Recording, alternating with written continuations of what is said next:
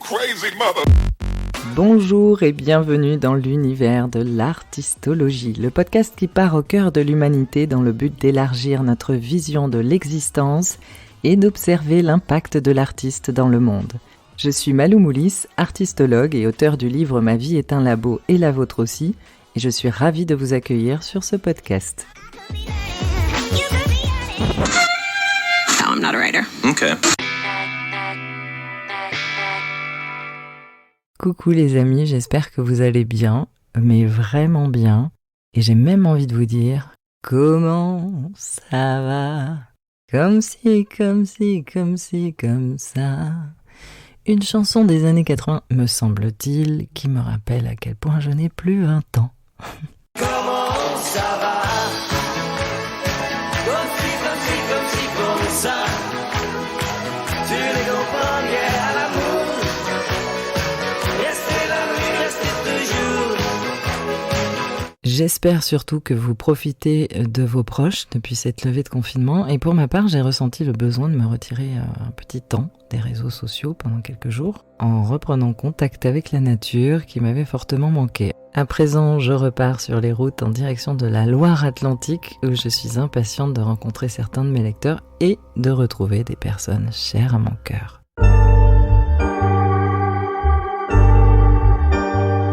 Cette semaine passée, j'ai vécu une expérience forte qui a déclenché un mélange de tristesse et de colère au plus profond de moi. Il est vrai que depuis de longues années, dans le secteur du bien-être, j'entends cette fameuse approche de pensée positive qui exulte toute forme d'émotions négatives. Étant donné que je fais équipe avec l'artiste, j'ai toujours préféré les vivre, ces émotions-là, parce que déjà, j'ai constaté l'importance de se le permettre pour mieux les évacuer. Et ensuite, ça donne l'avantage de ne pas les cracher sur autrui ou de garder un poids à l'intérieur de soi qui, bien souvent, nous amène à tomber malade. La colère fait donc partie des émotions négatives, on est d'accord, et contrairement à ce qu'on pourrait penser, elle est très saine. Si elle nous traverse, c'est qu'elle a son utilité. Comme toute autre émotion d'ailleurs, elle nous raconte quelque chose. Elle nous passe un message qui demande à être écouté. Bien qu'elle soit désagréable à ressentir, elle n'est jamais là pour rien. Dieu sait à quel point ça m'a pris du temps pour réussir à l'accueillir sans me faire trop de mal, parce que pendant des années, j'avais plutôt tendance à la bloquer. Je détestais lorsqu'elle pointait son nez, ça me rendait folle et ça m'énervait si bien que certaines fois, tenez-vous bien, j'étais en colère d'être en colère. Le comble du comble. Et tout le monde s'en fout. Ah bah non, on s'en fout pas. Non mais c'est... Enfin, les gens, c'est important la colère. Oui. Bah non, c'est pas content. Who can break and a slate is the face straight away to find my way. Je n'aimais pas la ressentir ni ce qu'elle me déclenchait physiquement. Le palpitant qui s'accélère, suivi d'une brûlure intérieure qui ravage tout sur son passage, un peu comme une éruption volcanique version tornade. Du feu partout. Alors, comme je ne l'aimais pas, cette colère, eh bien, je la subissais. Toutefois, mon coéquipier étant l'artiste, j'aime être responsable de ce que je vis et je prête une grande attention à ne pas vomir mes émotions négatives sur les autres parce que, à 3 reprises, au cours de ma petite existence, j'ai malheureusement pu vérifier à quel point ma colère est puissante et destructrice si je la laisse sortir sans aucun recul. Dans ces rares moments, lorsqu'elle est sortie, je ne criais pas et, contrairement à ce qu'on peut penser, c'est bien pire parce que je suis extrêmement cinglante. Tel un sniper, je tape là où l'autre pense se cacher de lui-même. Non seulement c'est vraiment pas cool, mais c'est surtout super violent parce que c'est un peu comme si l'autre se retrouvait à poil d'un seul coup, vu que je révèle tous les faux-semblants qu'il pensait cacher. Ça fait du mal, mais en plus ça n'a franchement aucun intérêt de procéder comme ça. Le truc c'est que j'affine mes ressentis et ma capacité à voir au-delà des illusions depuis de longues années, et forcément je vois tout. Non pas parce que j'ai un don, ou un talent particulier, mais parce que je fonctionne avec l'artiste qui cherche la vérité, qui gratte. Et ça s'applique évidemment à ma propre personne. À force d'expérimenter et de me regarder en face, je vois forcément la vérité. Et si je la vois chez moi, je la vois aussi chez les autres, et même s'ils pensent la dissimuler. Pour ceux qui ont lu mon livre, rappelez-vous de ce fameux passage avec mon père. Il en a pris plein la figure, et même si tout ce que je lui disais était vrai, ça n'avait franchement aucun intérêt de l'exprimer de cette façon, si ce n'est de me soulager, très égoïstement. Parce que si d'un côté, cette capacité à voir la vérité est un pouvoir qui m'aide à faire des choix cohérents avec mes valeurs profondes dans ma vie, de l'autre côté, s'il est utilisé avec le filtre de la colère, il fait des ravages. Parce que la vérité est fracassante envers ceux qui ne souhaitent pas s'y confronter.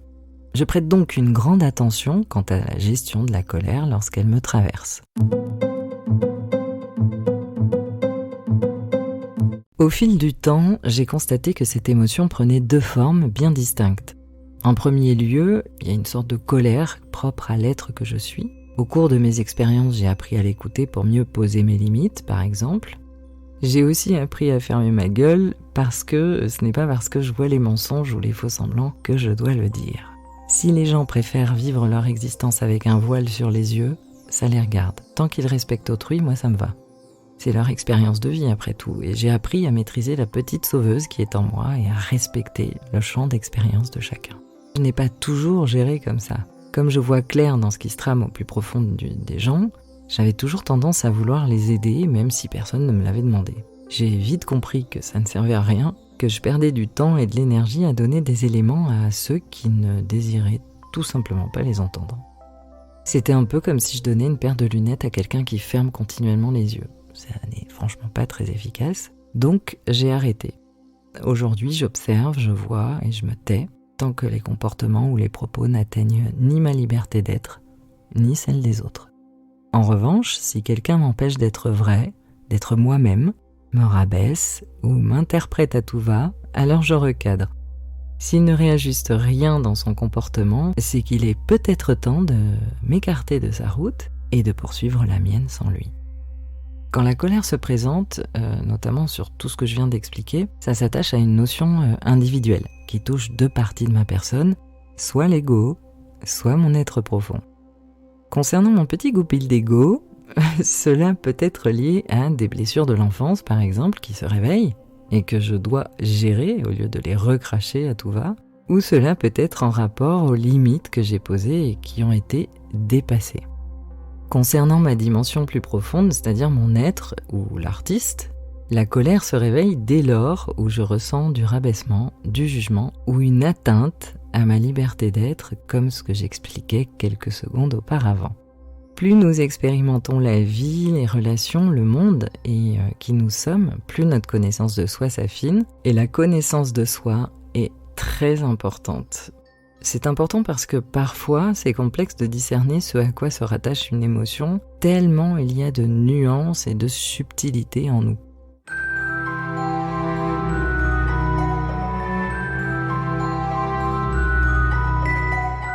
Nous arrivons au deuxième aspect de ce qui déclenche de la colère chez moi et dont j'ai fait une énième expérience cette semaine. Cette colère apparaît lorsque le sens profond est touché, c'est-à-dire lorsque la vie ou l'humanité sont mises à mal, broyées et piétinées. Et là, il s'agit plus de ma petite personne, mais de quelque chose de plus grand que moi-même qui me dépasse et qui, depuis ma plus tendre enfance, provoque une forte réaction. Pour poser le contexte de cette semaine, j'ai appris que le meilleur ami de mon beau-père était à l'hôpital en soins palliatifs suite à un cancer qui a été détecté tardivement.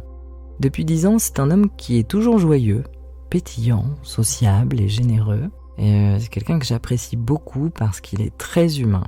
Il paraissait évident d'aller lui rendre visite. Lorsque je suis arrivée, j'ai été vraiment touchée par son état. Ce cancer a transformé sa joie en lourde fatigue. Il est très amaigri, ne peut plus bouger, ni s'alimenter, et ouvrir les yeux lui demande un effort considérable. Dans ce genre de moment, on se sent tellement impuissant qu'on tente de déceler le moindre signe qui nous indiquerait que tel ou tel agissement de notre part pourrait lui procurer de la joie sans trop le bousculer ou le fatiguer davantage. Par la suite, j'ai quitté sa chambre et je me suis dirigée vers le salon d'accueil des visiteurs dans lequel j'ai entendu un discours qui m'a mis, évidemment, hors de moi. Ça parlait de quelqu'un qui ne souhaitait pas venir voir l'ami de mon beau-père parce qu'il voulait garder une belle image de lui.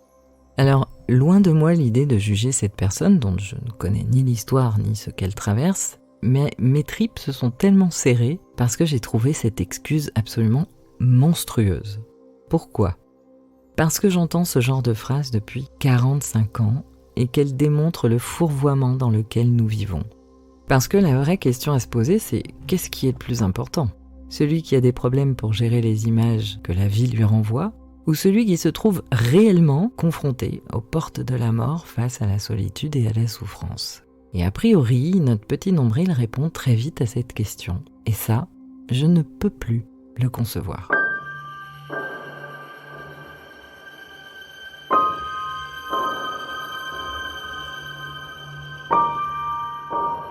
Ce monde manque cruellement d'humanité et de maturité, surtout, parce que nous fuyons sans cesse tout ce qui compose la vie pour ne pas ternir notre petite image du confort. Alors, je comprends tout à fait que les enfants soient préservés du choc que pourraient déclencher de telles images, telles qu'une maladie par exemple. Je conçois aussi que les personnes âgées en soient tout autant épargnées parce que, pour en avoir discuté avec bon nombre d'entre elles, ça les renvoie à leur propre fin et ça peut être dur à gérer. Et je peux même consentir à ce qu'un adulte soit trop bousculé parce qu'il a des traumatismes ou des blessures profondes liées à son enfance et qu'il a peut-être du mal à se maîtriser. Je le conçois. Il peut y avoir une multitude de raisons entendables parce que chacun se bat comme il peut avec ce qu'il porte et c'est ok. En revanche, je suis intransigeante avec la lâcheté. Avec ceux et celles qui expriment leur incapacité à rendre visite à quelqu'un au seuil de la mort juste parce qu'ils veulent garder une belle image de lui. Si nous sommes incapables de faire ce pas vers celui qui souffre, alors faisons au moins preuve de maturité en ayant le courage et l'honnêteté de donner les vraies raisons au lieu de se dissimuler derrière cette phrase. Cessons de se cacher parce que si la raison est vraiment celle de l'image, alors il s'agit bel et bien de lâcheté, de grande lâcheté. 45 ans que je rencontre ce type de comportement qui ne s'attache qu'à l'image et au paraître. Et au vu du nombre d'expériences et de rencontres que j'ai pu effectuer au cours de ma vie, je vous jure que 45 ans, c'est long. C'est même très souffrant de constater continuellement autant d'hypocrisie et d'inhumanité dans ce monde. Et le truc, c'est que l'un déclenche forcément l'autre. Ce sont exactement les mêmes personnes qui ne supportent pas lorsque leur conjoint prend quelques kilos, traverse une période de doute ou perd tout simplement son boulot. Ce sont ces mêmes personnes qui rabaissent celui qui ne rentre pas dans la case perfection ou normalité. Ce sont les mêmes qui sont d'une violence sans nom à leur égard et envers autrui juste parce qu'ils ne souhaitent pas se prendre en main, grandir et faire preuve d'un peu d'intégrité. Ce sont les mêmes qui essuient leurs semelles pleines de caca sur le paillasson du voisin. Ce sont ceux qui vivent conjointement avec leur ego et se permettent de cracher sur la vie en reniant tout ce qui la compose, y compris eux-mêmes. Ce sont les mêmes qui refusent de voir la souffrance du monde, la réalité. Ce sont ceux qui baissent le regard. Grandir, c'est concevoir que l'existence est composée de deux faces, c'est-à-dire le plus, le moins, le blanc, le noir, le chaud, le froid, la vie et la mort. Tout ceci fait partie de la vie. Sommes-nous à ce point lâches et incapables d'être humains ? Complètement, totalement. Eh bien oui, a priori, nous le sommes. Et le monde dans lequel nous avançons en est la preuve frappante. Nous souhaitons contrôler la vie dans le but qu'elle soit parfaite, qu'elle rentre dans notre rêve d'idéal. Pour ce faire, nous stérilisons tout sur notre passage afin que notre petit monde reste merveilleux, brillant, propre, lisse. Nous regardons tellement notre petit nombril que nous refusons de voir l'existence et la réalité de la souffrance, de la nôtre et celle des autres. L'une et l'autre vont ensemble. Si nous procédons de la sorte, c'est uniquement pour préserver la belle image. C'est un peu la quête de l'éternel. Et si cette quête est en cours, c'est justement parce que notre vue de l'esprit se limite à la surface, à l'apparence et à un aspect très matériel du monde. Nous ne regardons pas au-delà, parce qu'au-delà, quelquefois, il y a du caca, y compris chez nous tous d'ailleurs. Tout ceci est concrètement vérifiable si l'on regarde un tant soit peu nos propres mouvements de démesure.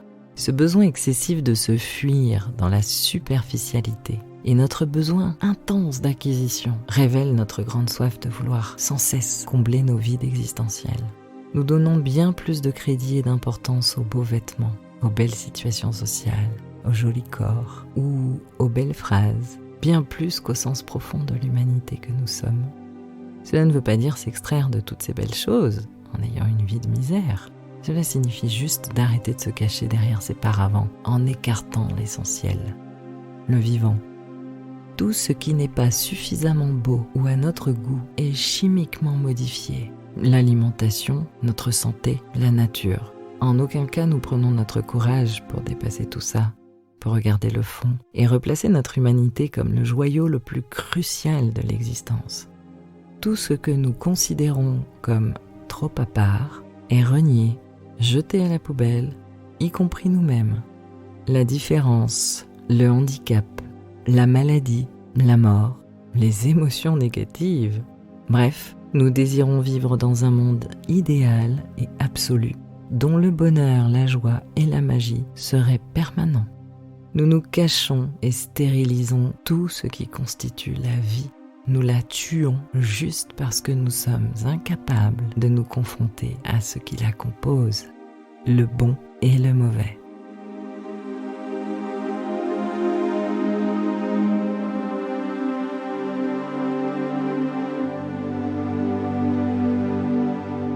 À dire vrai, l'absolu ne se trouve pas là et la perfection telle qu'elle est amenée dans nos sociétés est une illusion projetée par nos petits égos. C'est un conditionnement qui détruit l'humanité, qui nous rend vides de sens et nous écarte sournoisement de la vie et de son mouvement.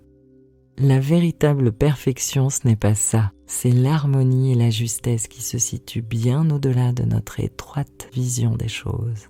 Est-il si difficile de respecter et de concevoir la vie dans son ensemble ? Sommes-nous à ce point vides de notre essence ? Sommes-nous à ce point stérilisés de toute sensation pour laisser l'autre dans une profonde solitude mortifère, juste parce qu'on ne veut pas abîmer les belles images que nous avons dans la tête ? Sérieusement, en 2021, il est plus que temps de se réveiller et de devenir de vrais êtres humains. Cela ne veut pas dire se faire violence en se forçant à faire quelque chose que nous n'arrivons pas à faire, ni vouloir être parfait, non. Cela signifie avoir suffisamment de maturité pour être honnête avec soi et avec les autres. Arrêter de se fuir, arrêter nos fausses excuses pour cacher continuellement nos failles. Nos manquements et nos fragilités sont là, on en a tous, ça fait partie de nous, de notre expérience de vie. Alors acceptons-les et surtout, exprimons-les. Lorsque je ressens de la colère, l'artiste est d'une aide considérable pour l'exprimer et me permet de prendre le recul nécessaire sans renvoyer aux autres la violence qu'elle enclenche. Grâce à lui, j'entame un processus de création pour mieux la déposer. Je rappelle que la création n'est pas seulement artistique parce que l'artiste existe partout et en toute chose. Je vous jure que ça va rentrer dans votre esprit. Il peut donc être question de fonder une association, faire la cuisine, faire son jardin ou écrire un texte. Tant que l'artiste se présente, il transforme tout sur son passage. Son processus de création lui permet de déposer les surcharges émotionnelles qui le traversent et pour ça, il s'appuie sur un mode d'expression tout particulier. Dans notre civilisation, nous avons l'habitude d'utiliser le langage verbal, alors que l'artiste, lui, se sert de tous les autres langages. Corporel, vocal, émotionnel, manuel, spirituel, visuel, sensuel, etc. Son expression plus détournée lui permet de déposer et de soulager le poids de ses émotions ou de ses pensées liées à la colère par exemple. Et c'est grâce à ce processus de dépôt que la prise de recul arrive et qu'il peut ensuite exprimer verbalement le fond de sa pensée avec plus de justesse et donc plus d'impact. L'artiste passe toujours par des biais détournés. Ce qu'il vit, ce qui le traverse, lui appartient.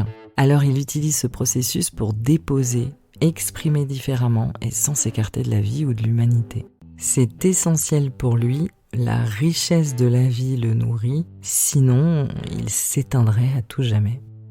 Toutefois, lorsque je ne prends pas le temps de déposer la colère en créant, j'ai aussi constaté qu'elle restait longtemps, très longtemps. Alors évidemment, dans ce cas, je me fais beaucoup de mal. Et ce qui est fou, c'est que mon corps réagit même instantanément au poids de cette émotion. Il gonfle et ce n'est pas très agréable. Du coup, dans le but de m'entraîner à mieux appréhender cette émotion très négative, j'ai vécu de nombreuses expériences qui l'ont réveillée et petit à petit, j'ai appris à la prendre comme une amie, même si elle pique encore un peu parfois. C'est de la pure gestion de soi et tout le monde peut le faire, tout le monde peut y arriver. Le but n'est pas d'inhiber ou de taire sa colère, mais de prendre l'artiste avec soi pour apprendre à la ressentir, à la vivre, à voir là où elle appuie pour mieux l'exprimer et mieux l'utiliser. Parce que oui, il y a un point positif à la colère, si et seulement si elle est bien utilisée. Elle devient alors un moteur pour actionner, entreprendre et bâtir sur une vision plus juste qui engendre un message impactant pour l'ensemble. Si la colère n'existait pas, notre sentiment d'injustice non plus. Et pourtant, c'est lui qui nous invite à préserver, rassembler et unifier cette humanité qui est la nôtre. Et l'artiste l'instaure mieux que quiconque. L'artiste sauvera le monde, les amis.